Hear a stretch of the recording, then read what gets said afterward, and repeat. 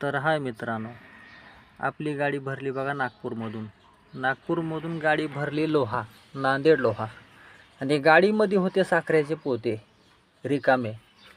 मग ते जाऊ लागले साखर भरण्यासाठी. मग काय तुम्हाला सांगतो, हे बघा या असा रस्ता थोडा लई खराब थोडा चांगला भेटतोच. हे आलं बघा बैलगाडी यार्ड तर अजून तर बैलगाड्या चालूच होत्या ऊसाच्या, त्या काय त्या बघा आहे का.